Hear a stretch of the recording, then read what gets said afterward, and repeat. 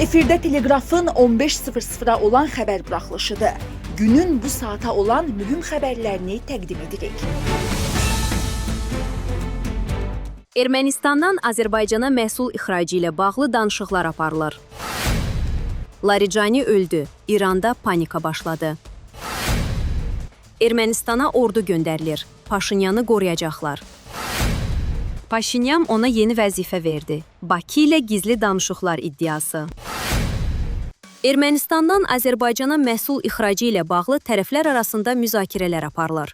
Telegraf xəbər verir ki, bunu Ermənistanın İqtisadiyyat naziri Gevorg Papoyan ölkəsindən Azərbaycana mümkün məhsul ixracı ilə bağlı danışarkən deyib.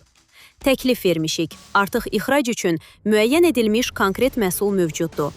Hər iki tərəfin iş adamları bununla bağlı danışıqlar aparır, müzakirə edirlər, nazir bildirib. İran rəsmiləri ölkənin Milli Təhlükəsizlik Şurasının katibi Əli Laricaninin qətlindən sonra qorxu içindədir və təhlükəsizlikləri üçün narahat olmağa başlayıb. Bu barədə New York Times qəzeti mənbəyə istinadən məlumat yayıb.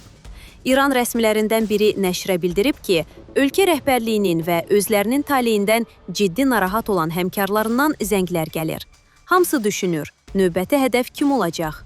Başqa bir rəsmi şəxs Laricaninin qətl xəbərini alanda sarsıntı keçirdiyini etiraf edib.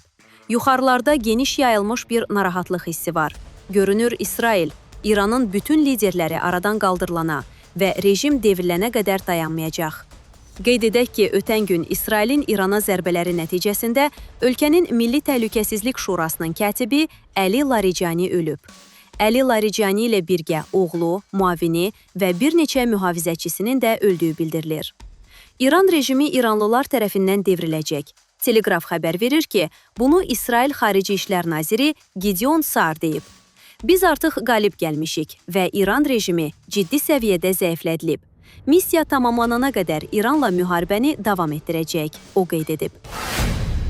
Ermənistanda hakimiyyət seçki prosesini xarici təsirlərdən qorumaq üçün xarici oyunçulara müraciət edib. Bu barədə erməni politoloq Suren Surentans Avropa İttifaqının Ermənistana sürətli reaksiya qrupu göndərməsi haqda yayılan məlumatları şərh edərkən deyib. Avropa İttifaqının Xarici İşlər naziri Kaja Kallas bir müddət öncə bildirmişdi ki, parlament seçkilərindən əvvəl potensial təhdidlərin qarşısını almaq məqsədi ilə Ermənistana sürətli reaksiya qrupu göndərəcəklər.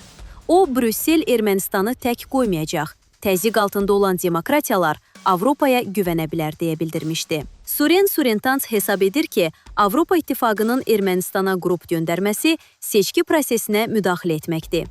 Hakimiyyət seçkilərin legitimliyini təmin etməyə çalışır. Əgər seçkinin nəticələri mübahisələndirilərsə, hakimiyyət beynəlxalq iştirakı, nəzarəti və kənar müdaxilədən qorunmanı əsas gətirəcək. Lakin bu, təhlükəli nəticələrə səbəb ola bilər.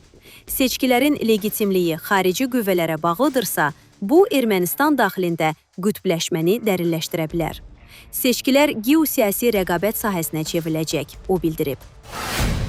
Ermənistanda Qondarma Erməni Soyqırımı Muzey İnstitutunun direktoru Edita Qzoyan işdən azad edildikdən sonra onun vəzifəsini keçmiş diplomat Hraçya Taştyan icra edir. Edita Qzoyan, Amerikanın vitse-prezidenti Vensin səfəri zamanı ona Qarabağ haqqında kitab təqdim etdiyi üçün işdən azad edilib. Ermənistanın baş naziri Nikol Paşinyan direktorun bu addımının sülhə və hökumətin siyasətinə zidd olduğunu bildirib. Ermənistan mediası Qzoyanı əvəz edən keçmiş diplomat Hraçya Taştyanın Azərbaycanla gizli danışıqlarda iştirak etdiyi iddiasını yayıb. Xraparak nəşri iddia edir ki, Taştyan 2018-2019-cu illərdə Paşinyanın aparatında köməkçi işləyərkən Azərbaycanla gizli danışıqlarda iştirak edib. O, baş nazirin aparatında Xarici Əlaqələr şöbəsinin müdiri işləyib. 2021-ci ilin dekabrında Azərbaycanla bağlı gizli danışıqlar haqqında məlumat sızandan sonra vəzifəsindən azad edilib, nəşr iddia edir. Bu iddia qeyri-realdır. Çünki Azərbaycan və Ermənistan arasında münasibətlər 44 günlük müharibədən sonra, xüsusilə 2023-cü ildən etibarən qurulub. Buna qədər Bakı-İrəvan xəttində danışıqlar əsasən vasitəçilər tərəfindən aparılıb. 2020-ci il 2-ci Qarabağ müharibəsindən əvvəl isə ümumiyyətlə belə bir əlaqədən söhbət gedə bilməz. Bu iddia Ermənistanda revanşist qüvvələrin Paşinyanı ittiham etmək məqsədi ilə ortaya atılıb.